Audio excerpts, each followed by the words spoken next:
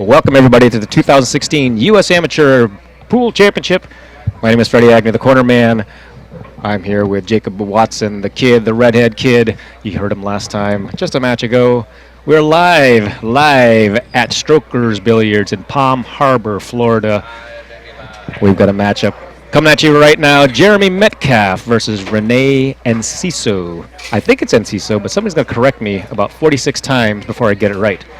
Jacob, how you doing, man? I'm good. I'm feeling good. We had a really exciting match last round, and hope that we can get another one here. I've been watching Rene recently throughout this tournament.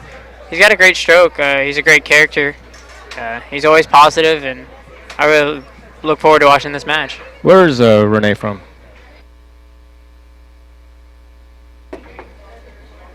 Where is Rene from? Unfortunately, I do not. Oh, he is from Grenada Hills. In what state would that be? We're going to find out here. One of the crazy things here, I'm looking at this guy, and I'm trying to tell, is he Filipino? He might be a co-brother. He might be a co-brother.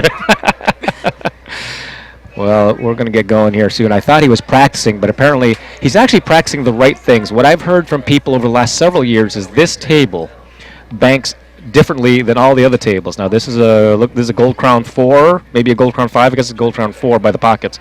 And right next to it, on the other side, you can't see it, is a tight diamond table. So there's 8, 9, 10 different styles of tables here, and I think that's one of the discussions. You played on this tournament, Jacob. What do you think? I actually was fortunate enough to play on the stream table and on the diamonds. Naturally, everybody should know that diamonds bank and kick short. I did find that was true here, but this table definitely banks different than multiple other tables that are here.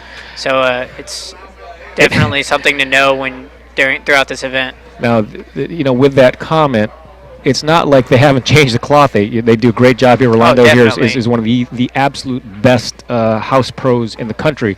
But I believe that, and this is my guess, that the lights on this table, we've got some hot lights on this table, right? That definitely has a factor there. Big time factor, and things are just a little bit different. It's drier there on these tables. The banks are different.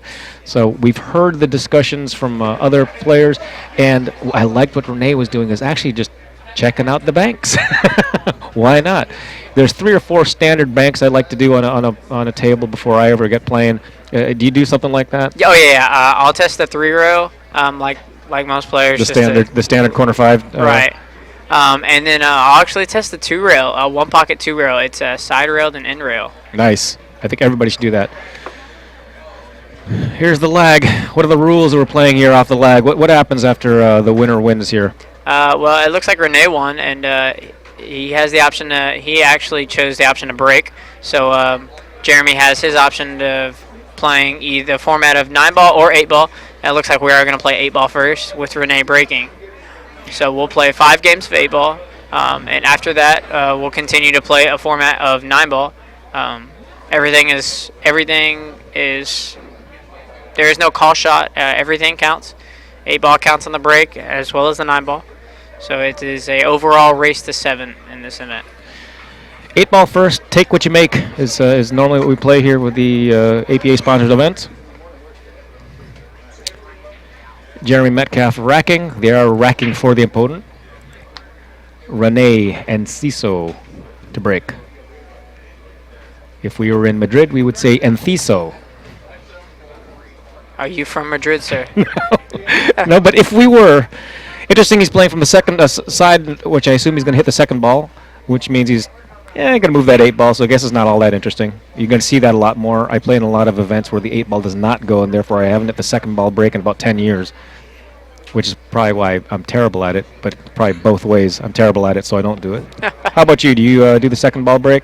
No, actually. That's one thing. That's one arsenal in my game that I don't have. I actually tend to I head break. I hit them hard. Yeah, I've actually mastered my game after 2 players. One of those is Landon Shuffett and another is Earl. And both of those players actually tend to break head on in the format of a triangle. Right. So 10-bar, 8-ball. So I do my best to break head on and shift my weight as much as I can. Dry break here. Jeremy up at the table. How does it lay? One thing I noticed about Rene is he does happen to play in the ACUI, which is actually a collegiate Right. pool league.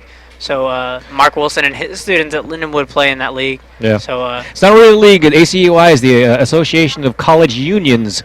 So it is the governing body of the union sports, which Right. includes ping pong, maybe foosball for collegiate. right, yeah. My good friend Mark Wilson, who I had the pleasure of working with at the U.S. Open this year.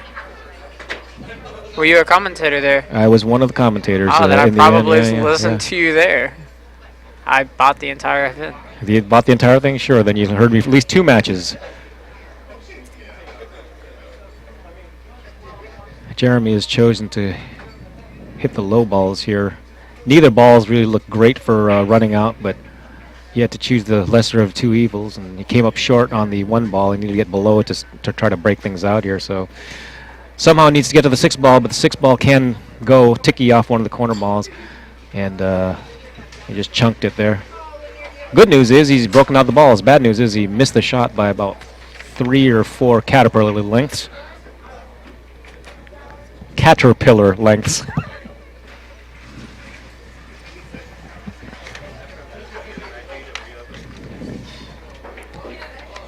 These players are very close in age. They look about the age of my kids. Well, You to look me, like, they look You look like the age of my grandkids, if I had grandkids. Rene is 32 and Jeremy is 33. However, Jeremy has been playing for. Longer than he's been alive, I think, is the way that reads. Yeah, that is correct. Jeremy has a little experience in this event. He's been playing since 2010. Rene, on the other hand, this is his U.S. Amateur debut, so it'll be interesting to see how both of the players turn out in this match. A very interesting shot that Rene just played a safety and tickled out a ball that's still tied up. They're still tied up, but at least he's got something going on down there. The 13 ball can go in the side pocket, very difficult, of course, but at least all balls look like you can get a pocket. They're not exactly easy, but a moment ago, a couple of balls didn't go anywhere. Decent safety. It's not a safety that's going to give you ball in hand, which rarely you're going to get an 8 ball in top play anyway. Usually these guys are going to go running out. Tough shot to begin with. Not a sellout if he misses. That was a great shot there. Good shot. He's going to have to come up with another good shot. I don't think the 3 passes in the upper right. No, it doesn't look good.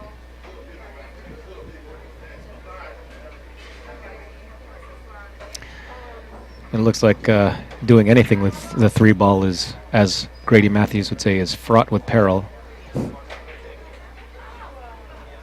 Well, he showed me a shot that I've never learned before. I don't think he was playing anything but a safety. Unfortunately, he makes a ball, and in the rule set that we're playing here, all balls count. I will take a note while he's thinking this over and shaking his head that a lot of people falsely believe that the APA rules are somehow only the way they are because it's an amateur league. That's not true. The APA rules, the way they play, were started with by Terry Bell and Larry the Iceman Hubbard, 2 professional players.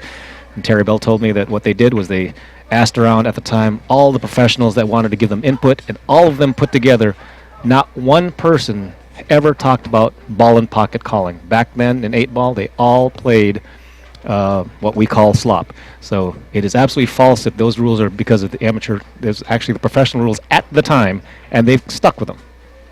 Why not? Well, that's a lot of history that I like here in the pool game, and I'm glad to pick up that information, take that back home with me. There you go. And the great Terry Bell has told me this not 6 months ago. So. Yeah, that was a good shot there. I actually met Terry in 2012, and unfortunately at the time I was at APA Nationals, and I wasn't old enough to play, but my father's team had made it.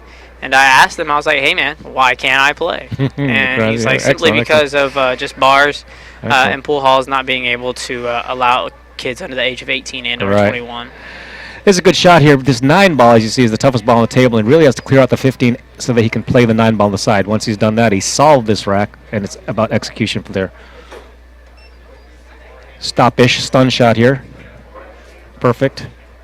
And now again, just execution. 14 balls hanging in the corner pocket, so he's a backup plan here if nothing else goes right. And he almost spun that ball off the pocket. But he didn't.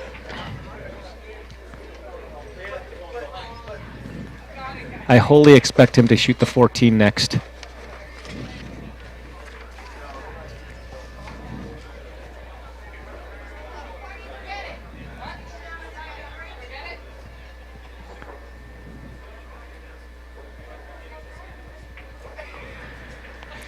And as Billy and Cardona would say, as I thought, that's exactly what's happening.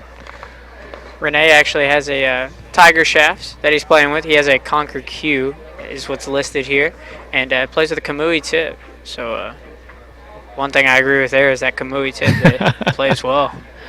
I'm looking at that Q stick, and it looks like it's got a ring at the A joint, and I can't understand what it's for because I don't think this stick breaks down.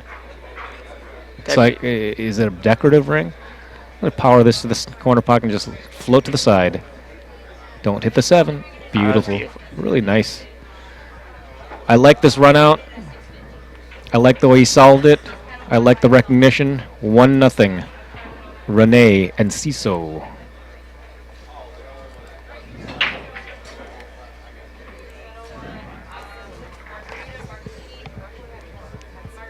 Well, during our little break here, I want to give a shout out to the Baturas crew for Mr. Rene here. This and is sponsor of his. I believe so. And the Shaolong Kung Pool. The Shaolin Kung Pool. Oh, I like it. All right, I like it. Shaolin Kung Pool. For those just joining, this is Freddie Agnew, the corner man. I'm here with Jacob Watson, the redhead kid. We're just going to call you every nickname possible. You're the redhead assassin. The redhead assassin. The redhead kid. He's going to have 5 or 6 unpronounceable nicknames by the time I'm done with him. Rene Enciso to break against Jeremy Metcalf. Looks like he's made a ball in the break. He must take what he makes.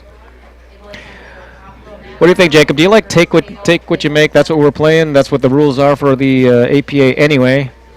Well, we mentioned last match that on a big table, it's definitely a factor that it helps, but it doesn't. It's not that big of a deal. But on a bar table, playing open after the break is it's a little dangerous playing high caliber players. Sure, because just becomes a run out fest.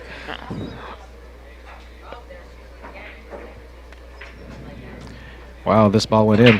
On the diamond, that wouldn't have gone in. No, sir. And slightly tighter tables. And you can see he overcut it slightly, and he got a little bit. He needed to hold that to make that 12 ball. But, the 10 and 11 look to be the toughest balls there on the table.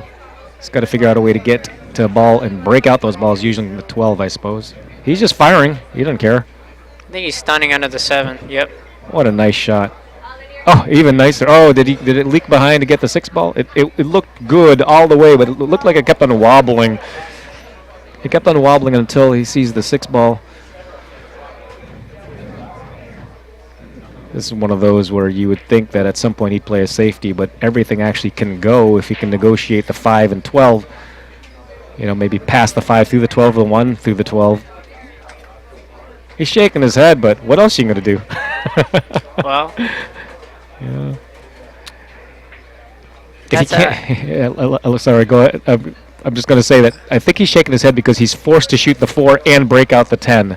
If he could shoot the 6, then he wouldn't be shaking his head at all. But he must be hooked on that 8 ball for the 6, or else there'd be zero reason to shake your head. He would have the whole table to control at this point. And he's in control if he could see the 6. Unfortunately, I don't think he can. He might be hooked on the 8 ball to even hit the 7.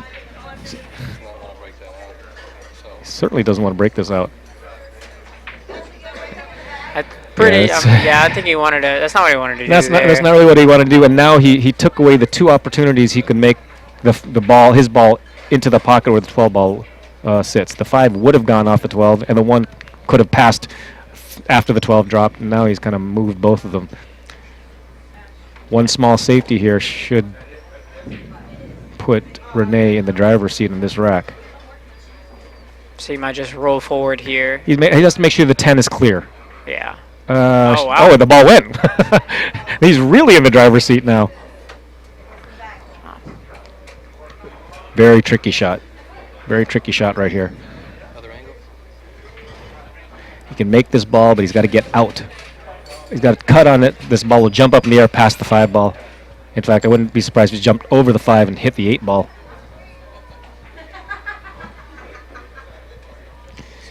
You know, from here, it makes it sound so easy, but that's what you try to do. You know, you're like, oh yeah, you just hit the 12 in and jump over the 5. Why wouldn't you?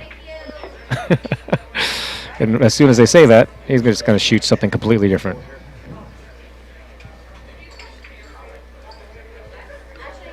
That was a smart shot there. Very smart shot. Very smart shot. And one of those interesting shots where you're safing your opponent on his own ball. Oh yeah, those are my favorite types of shots. That's right. It's also it's one of those that really grinds on you as the opponent because it's like, wait, you gave me every one of my balls to shoot at, and I can't even think about making one. Being right-handed kind of helps him out here. Me personally, being a lefty, I know I would. You'd be shooting at the 5 ball. Why wouldn't you be shooting at the 5 ball here and tickle the 12 in? He might be able to do that. I mean, that's probably the first thing I'd look for. It looks like he hasn't even looked at it. No. It's still there.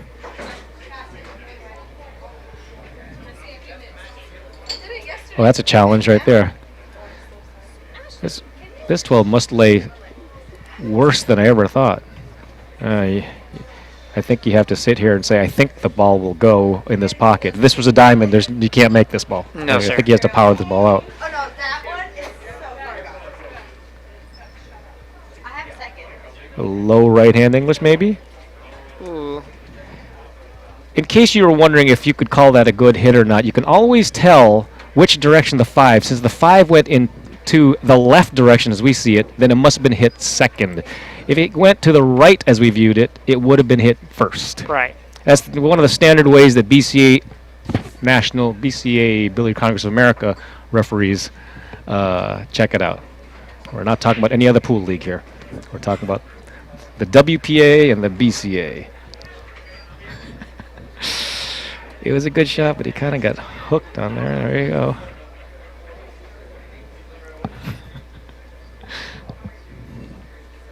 Well, it was a good hit there, but didn't really.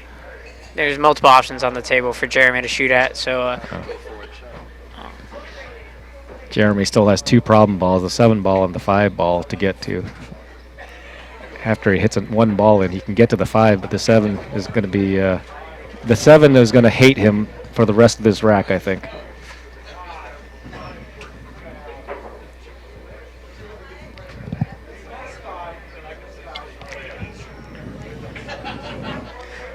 Well, I don't think we're going to see any safeties here played by Jeremy because he's an aggressive player. He claims that your opponent can't win when he's sitting in his chair. So I feel like we might see a simple breakout here on the 7 and possibly a way to get back up there on the 5. I'm not sure. He claims he doesn't like safeties unless it's absolute. So. I like it. Well, it looks like he actually has an angle that he can play position for the 7. He doesn't even have to break it out. Go right to the 8 ball here.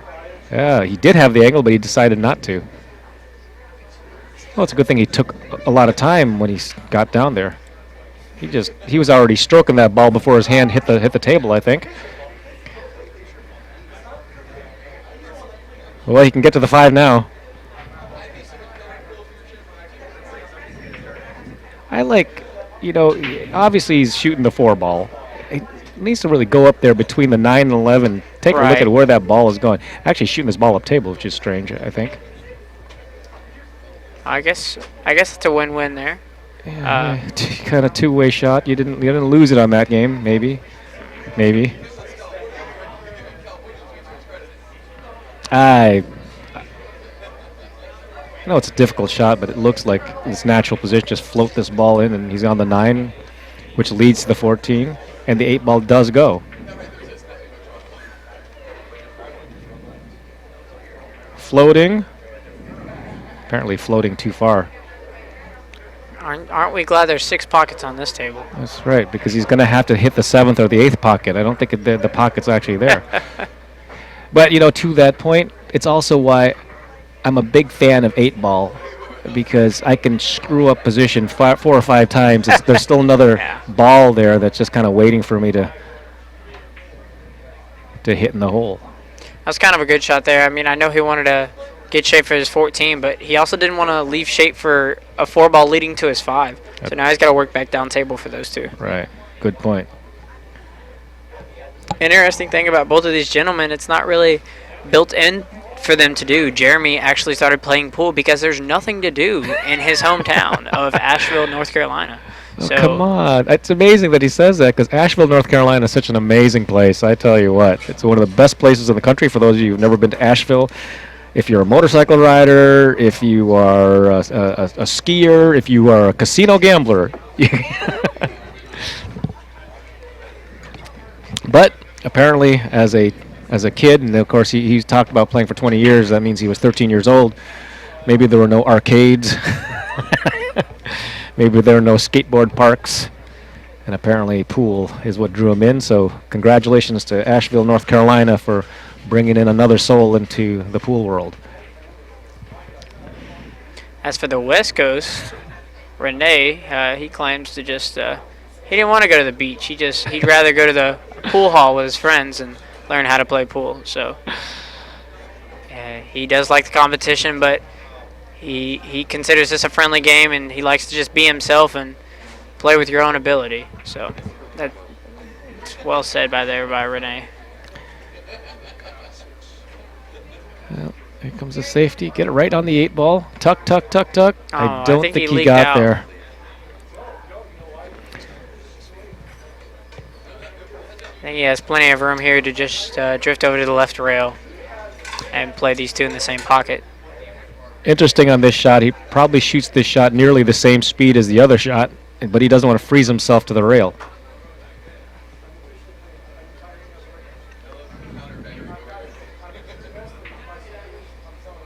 Let's see if he whacks his ball. No, he shot about the same wow. shot, and he lost his speed. A lot of people had trouble, myself included, on a slow shot like that, where you lose your stroke. Especially if you're a type of player that doesn't do a pause at both ends of your stroke. There's no definitive front and back, and therefore that smooth motion, which a lot of people have, great players, greatest players in the world. Shane Van Boening was like that. But when you start slowing down the stroke, unless you're really used to shooting a ball that slow, you tend to lose your line. Yeah. It's one of the reasons why I advocate the set pause finish type of a stroke. It works even in the slow strokes. Just pay attention to the front and the back. How about you? What kind of stroke do you have? Do you do a set pause finish, or do you it doesn't stop at the back type of thing? I actually have a combination. It really varies on shots for me. You got a fortunate roll there to leave them straight. But it kind of varies for me because when I'm like in stroke or angle shots, I tend to shoot like Shane. My break is modeled like Shane, and I have that noodly, unique, unorthodox stroke. And as for long straight in shots like so, I might shoot it like Landon Chuffett or Neil Svian, long straight in and stop and pause like you mentioned. So, but interesting that Rene actually slow rolled that and took this. Does this ball actually go? If it goes all this time into that pocket, I'd be shocked. He's shaking his head as if it must have gone before he looked, and then it didn't go. I don't think this goes. It went before he shot, but now it doesn't. It doesn't. Go. Yeah, and nothing moved. Nothing moved though. This doesn't win. Not an 8 ball. Trying to play safe with 1 ball on the table and your opponent has 4 just doesn't win. It's like checkers. You'll never win. You'll get cornered eventually. Eventually, when you don't have enough men to fight back with, you. You guys sound okay?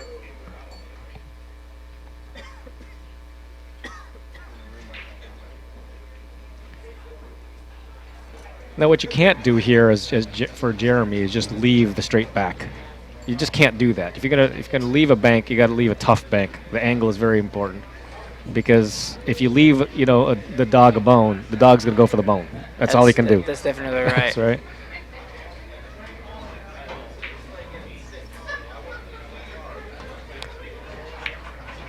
He's trying to play safe there and guess the news. Left the dog to bone there. I might have considered clipping the 7 towards the opposite end of the table and drifting up under the 6 ball, because that'll leave your cue ball on the bottom rail and also open up your 7. Yeah. So, but we'll see what Rene comes up with here. I didn't mind that play so much if he was making sure the 6 ball was blocking the path of the bank the other way. That way the bank would be coming back towards him. Oh, it's interesting that Rene actually banked towards him. He was actually playing position rather than trying to win the game on one shot. Well, 3 open balls here for Jeremy, but still got a little trouble there on the 7. Yeah, he has to make the 1 ball here. If he shoots the 5, no matter what he does, right, he's got to make the ball. If he makes the 1 ball, I think he's got a good shot at winning this game by playing safe on the 7.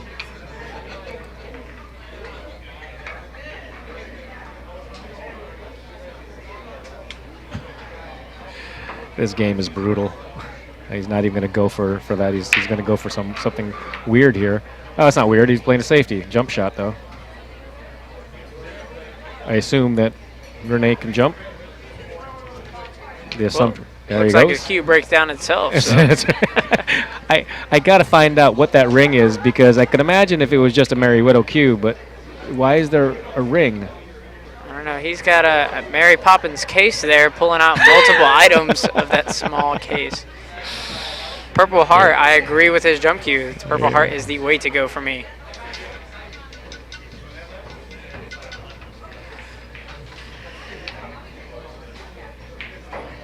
The difficulty of this actually is that he's got the short jump cue out, and he's railing on, bridging on the rail, so he's going to get more jump than he needs. Well, nicely done, but no position.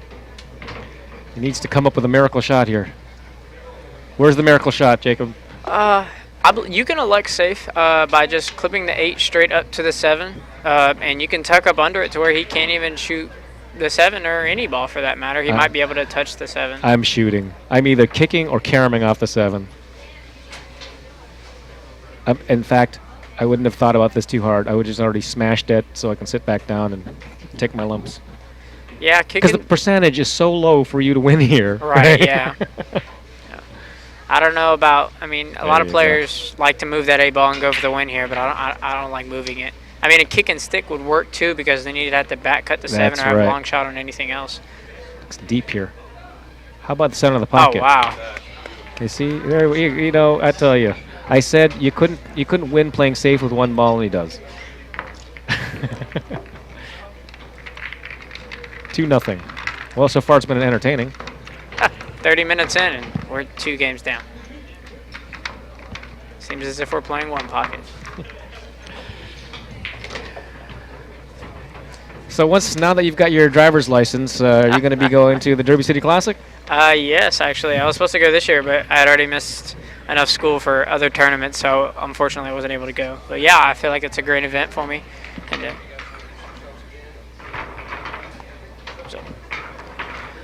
game number 3.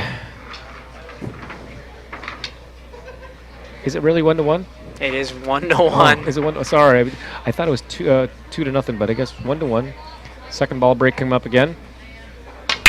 Is it? It might be. 8 ball in the corner pocket. That is a win. Oh wait, it is 3-0 yeah, now. I'm looking. It's 2-0. It's 3-0 now. Wait, the 8 ball dropped. Somebody might want to inform them of this information.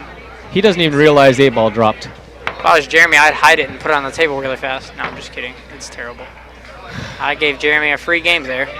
It's now 3-0. 8 ball on the break, went up table. Rene had no idea. I love it. Jeremy, being the sportsman that he is, even though he was shaking his head, had to tell Rene, "You won the game."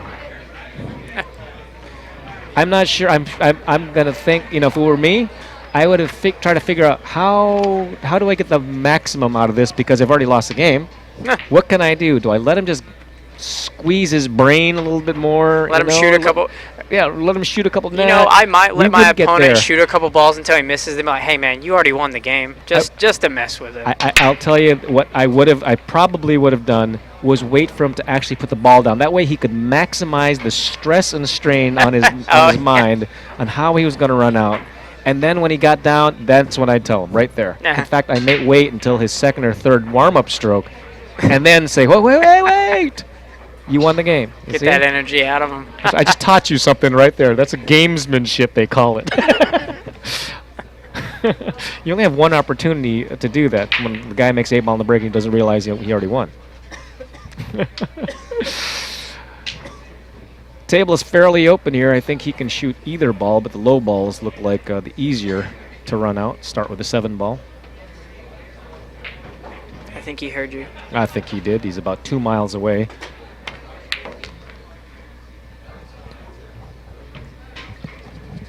And it looks like here that now the 1 ball is the toughest ball on the table. And if that's the toughest ball on the table, you're living well.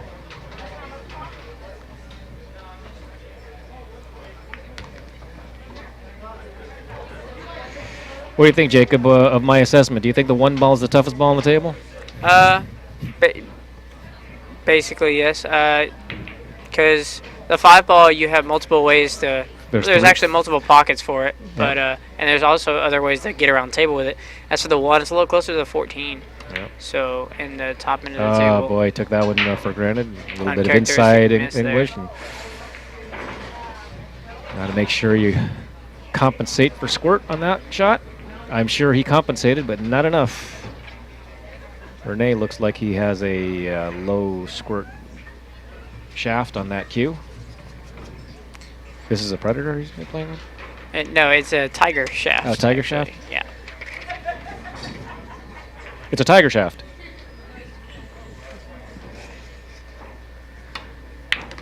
And unfortunately for Jeremy, in his decision to shoot the low balls, which of course was the right decision, his second ball, the 7 ball, not the 7 ball, the second ball after that, is now not blocking the pocket and this wide open rack. Toughest ball on the table probably is the 14 ball, only because it's so far away from everything else. Nothing difficult here. But he does have to get up table. And if he doesn't get up table soon, he'll run out of balls to get up table. Kind of like shooting the 15 ball here. Yeah. Oh, he's dead straight on it.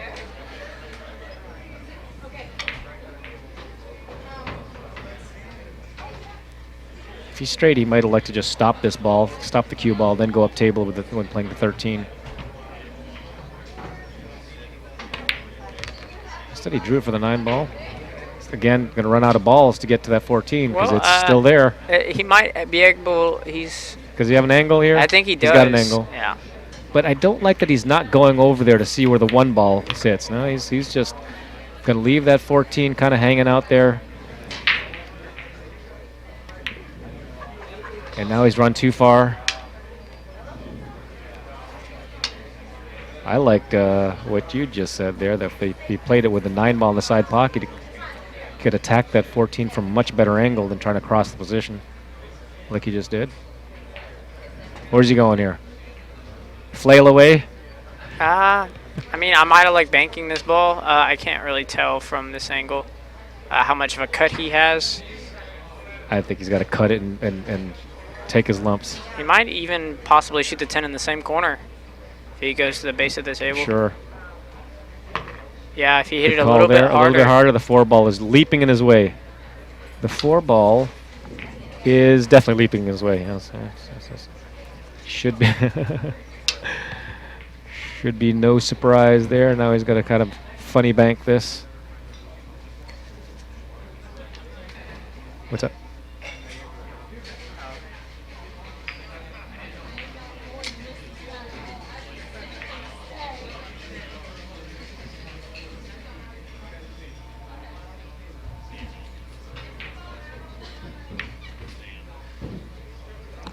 We'll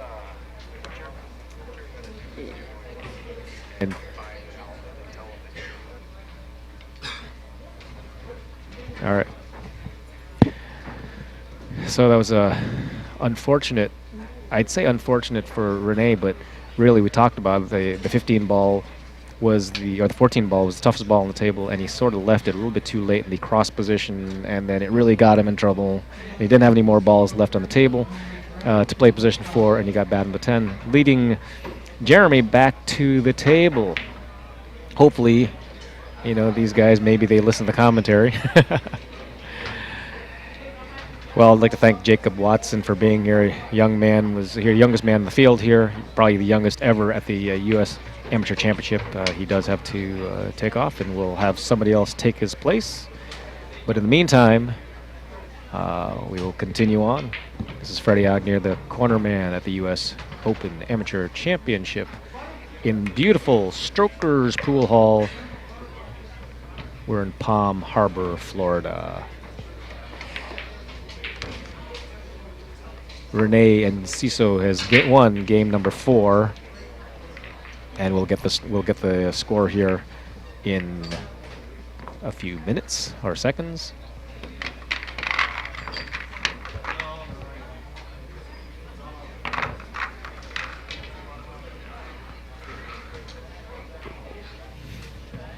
Not something you see every day.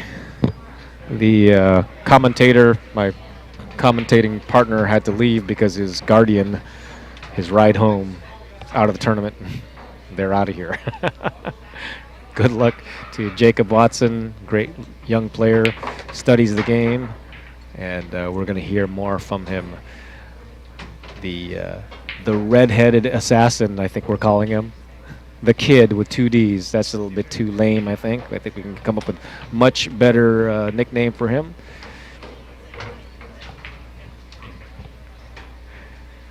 I could think of 3 or 4 right now.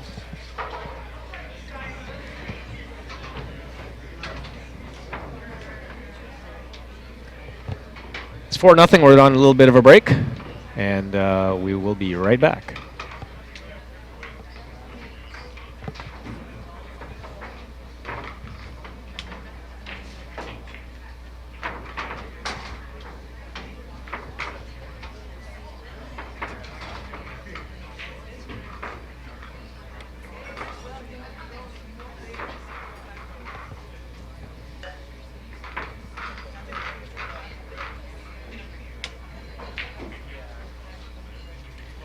And it looks like Jeremy's back. Rack it up. It's 4-0.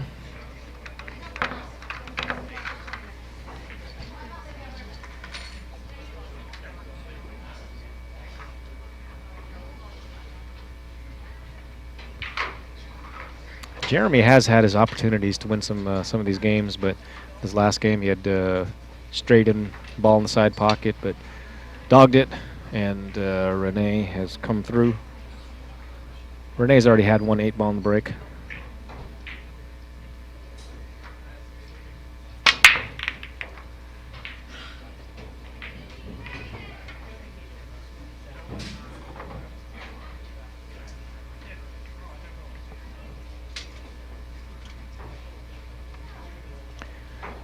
Nothing on the break. And it looks like a fairly open table. The 14 and 6 have kind of tied up. He can shoot a couple of different high balls, 13 on the side. You can jack up on the 10 ball, nip it in. The 14 is the tough ball.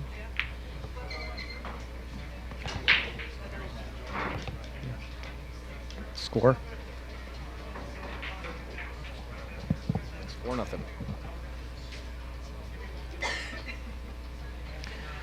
Probably going to be joined here by my friend Kerry McAuliffe from Boston.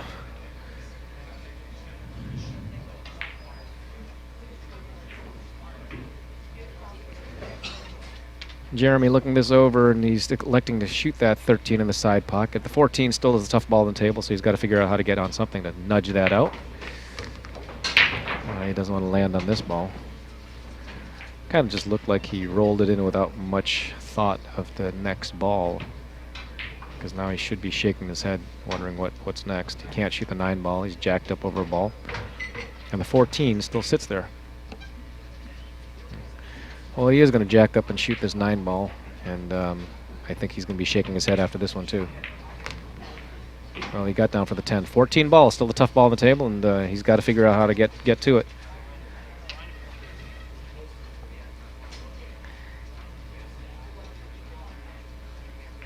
That's the one.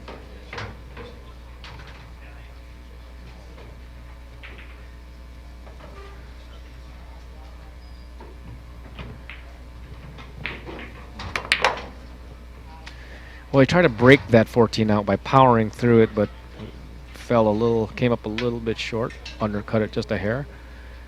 Now he's got to kind of decide whether he takes this 11 ball on. A 30-degree angle looks like he might miss the 6 ball.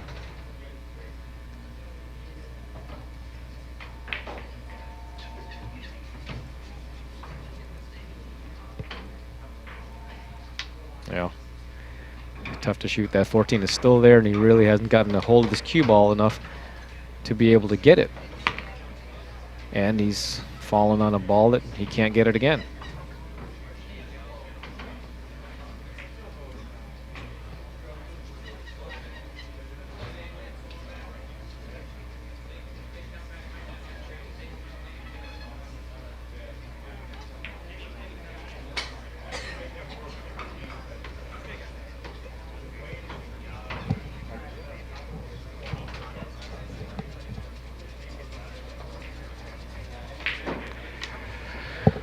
Well, it's one of those cases where it's kind of late in this rack. He's kept on making balls. The 14 ball is still there, and he's got to come up with something.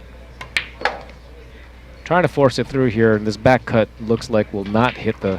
When he back cuts this 11 ball, it doesn't look like it'll actually hit this 11. I don't think so. It's close. It's really close. And there's no more balls.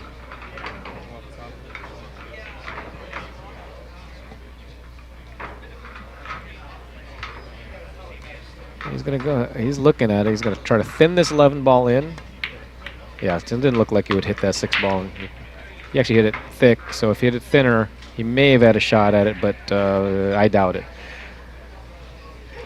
It's not wide open, but what he's actually left Rene is the angle, the exact angle to go right into the 6-14, and the 5 balls hang there as insurance.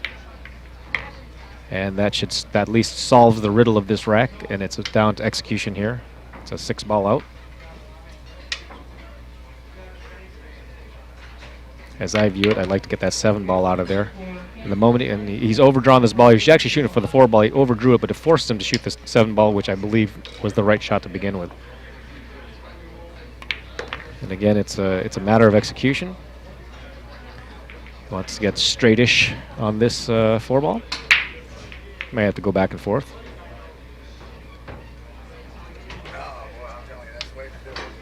Being joined here by Kerry McAuliffe. Kerry, how are you, man? I'm good, Freddie. How are you? I'm just fantastic. We've had an interesting match here so far. Yeah, actually, I just walked over here from beside this table watching it, and I honestly don't know who these players are, but I'm interested in who this guy at the table is now. It looks like he shoots very interesting. I get the vibe that he plays some one pocket. That's what I'm thinking. And he plays pretty good patterns here for 8 ball. At least he's recognized where the tough ball is, whether or not he got to it or not. He was fighting for the tough ball. Jeremy, on the other hand, just kept on not getting to the tough ball, and that tough ball is still on the table. 14 hanging out there. So the shooter at the table here is Rene. This is Rene Enciso? Rene Enciso is what I've got here. Oh, okay. Yeah. I like his style. He plays good. He made that nice kick that 8 ball in earlier. That was a great shot. Yeah, and he was forced to kind of do it there because there was no safety on the table anymore. Only the 8 ball was left, and he'd already gotten to that point. Wow, it's 5-0 now, and really Jeremy hasn't really put together enough strokes to look like that he's in this match. And of course, as it gets going, 5-0. Yeah, that's just going to work. It's very difficult to come back. It's a mental thing too. Obviously, he's a champion to get here. Sure. So now they're going to 9 ball. Obviously, this is where things change, or could change. Could change. I've had a couple matches where I just did horrific in 8 ball and actually managed to make a comeback in 9 ball, but too little, too late. Let's see how Jeremy can handle this situation. Well, are they using? Yeah, they're using the wooden rack here. So Funny cor- because he hit it like it was a magic rack. I mean, that Yeah. corner ball fired right in. And Well, it actually ticked off a ball. And Oh, did it? as you Oh, can see, okay. the 9 ball came out, so Yeah. obviously was not a perfect rack. nope. No push out allowed here, right, for the APA? There We're is a not- push out. In the U.S. Amateur and in Oh, there Masters, is, you there can is. push Okay, out. Yeah. okay. Interesting because, every time I have a question on the rules, they say, well, it's normal APA rules, except for, and then Right. there's 4 or 5 rules. Yeah, that the except for is you can push out after the break. You can use jump cues. you can use jump cues, that's right. Oddly, there is no 3-foul rule, so that's the one thing that's a little bit different than traditional 9-ball. WPA Right. world standardized rules. Interesting push out here. If he pushes, he's pushing the 9 ball in. It's going to spot. Right. And the spot, Now of it'll course- freeze to the 1 ball, freeze which to is the- sort of an odd choice. And Exactly. correct me if I'm wrong, is this lining up a dead bank? It's a free shot. Well, it is. It's yeah. absolutely free shot. Well, actually, hold on a sec, because the cue ball stays where it is, so that's going to change things around. You're right. You're right. You're right. So But look at that! Look at that lineup. I mean, I'm going for that. Why wouldn't you? do something. At right? this point, though, he has to obviously do something else. do something else. Yeah. What does he Right. do? Push the 1 to the rail and hope he can get behind the 5 ball? He's got to hit this thin and fade the corner pocket. Oh, I like that play. Except for Although it's I not, think it's he not left safe. he left It's the not edge of the safe. ball, huh? Yeah. And I think if we stood right on top of that ball, you'd probably convince yourself that you would not hit that ball because Yeah, of, you because know, of the this, 30-degree rule. The Rene cue ball here will always banks come out. pretty good from what I could see, so I bet this is a hanger for him. And even if he doesn't make And it, I was it's right. absolutely safe. The two-way shot. Yeah. Yeah, I like the way he strokes. Yeah. Everything looks like if he played 40 Smooth. hours a day that he would be, doing some damage on the West Coast. Absolutely. I see it says he's gonna come from up. Granada Hills, but do we That's know California. what state? California? That's Okay. California. Oh, wow. He just got there, and now he's really, it's a matter of execution here. There's nothing but connecting the dots here and executing. Hold your head together. What I have noticed, Kerry, is that on the slow strokes, he's lost his line. We had some nice angles here. Oh, yeah. Yeah. Not thrilled with that shot because now he's playing. Yeah, I thought he had to go just a hair more, but I guess this not as sharp of an angle as I thought. Yeah, he But you see how he seems had to stroke shoot that- fearless. Yeah. I mean, he's got a big stroke, and Yeah. everything just goes in smooth. You know, honestly, at this stage in the tournament, to have a, I mean, I hate to say it, but it's sort of a blowout at this point. You know, if he goes up 6-0, that's unusual at this point in the tournament because you got a lot of guys, everybody that makes it this far obviously can play. He shot this shot a couple times. Oh, went to the inside. I thought he'd do that Well, he drag did- draw he did up. come up a bit short here, but Yeah. I mean, the way he shoots, I think he's going to be okay. And he looks like he's loose. Yeah.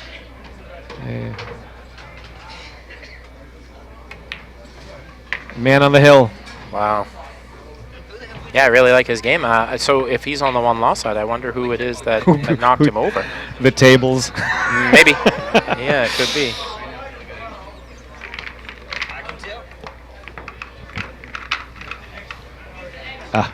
I'm so far behind. So, yeah, that's it's, okay. It's, Well, it's actually we'll just 6-0 update- now. Yeah, we're looking at a score of Sorry about that. 6-0. 6-0. And how do you do that? There you go. So there's our score right now. Let me put this down so we can watch the break. They crossed over the top. It wasn't a solid hit, so as it is, he didn't make a ball. And this is This actually looks pretty good. I mean, It this might be does. just what Jeremy needs if he's going to mount a comeback. Now is the time. yeah. So there's two things that he needs. One, this. So now he's got the lead. Second is a clean out because this Yeah. is a road map out. Yeah, this everything Cosmo. lays beautiful here. If he gets good on... wow, I guess he's just a little out of it, Yeah, and this is tough at that point. It's the mental game, right? Nothing seems right, and he thought he needed to slow spin that with inside, and I don't disagree. I don't either. I mean, sometimes on the new cloth, the ball wanders a little bit. Yeah. And you know what's crazy? Here's something. Here's a guy that was shooting straight at a ball, and he knew he had to slow spin with inside. He misses it, and the other guy just twirls behind his back and just goes in with inside. Wow, Gets good. It's a great example of how your mood, your feeling about the match can influence your stroke and everything. Right, because that 2 shots in a row that were free stroke, and this one he's probably going to smash it to get out to the floor. Yeah. He's almost dead straight. Oh no, he's going to play to Short the other side, side. huh? Why not, right? The Brooklyn side, and he's perfect. I watched him slow roll some real long distance balls too, and that's impressive. And this here, if he's not on, oh, good thing I didn't say anything. But No look kidding. at the way the 6, 7, and 8 play. If he's not on the 9 ball in 2 seconds, he's flirting. He wants to make me wrong here. And now the 8 ball's in play. Well, this is great now because now he just rolls the 7 and plays the 8 in the same pocket. You know? He's playing like a man with a 6-0 lead in a race to 7. A lot like it, yeah. Well, as he's running these balls out, let's just remind everybody that this is the 2016 U.S. Amateur I think Championship. he forgot his inside English on that one. Well, either that or he put something. Yeah, these rails don't grab. The cloth is still relatively fresh, and the rails don't grab so much. I know you're saying that, Kerry, but the last match which you just did, somebody hit an inside English shot. Wasn't it you that you were just doing this match, or maybe we were over there? Somebody shot an inside English shot. Oh. In the last match. Yes, and that it really did grab took some like crazy. Serious grab. Look at he hit. Look And at him he shoot just that puts ball that like in. nothing, huh? There's another circus shot Yeah, he made. he's in the can do no wrong mode. That's right. And this one is a cute little shot. It's deceptively difficult. Yeah, So this is slow, not the low- shot I like. Stun to the rail with Stun English. to the rail with English. Yeah, Uh, he hit it great, but a little firm. For a right-hander, it's perfect, right? He's If he was fine. left-handed, it'd He's be fine, huh? awful. If I'm shooting this for the match, I'm happy with that. And he's slow pedaling here because he knew he hit it too hard, and yet it came out as good as it could. Rene Enciso has thrown a bagel out there to Jeremy Metcalf. So 2016 U.S. Amateur Championship. This is Freddie Agnew, the corner man. I'm here with Kerry McAuliffe. We're going to see you very soon here, and we've got a great match coming up next. I think we got a 7:30 round, 7:30? so we should be about maybe 20 minutes or so, and we'll be back for you guys. All right, so we'll be back at you live at Strokers Billiards in Palm Harbor, Florida. Come on down.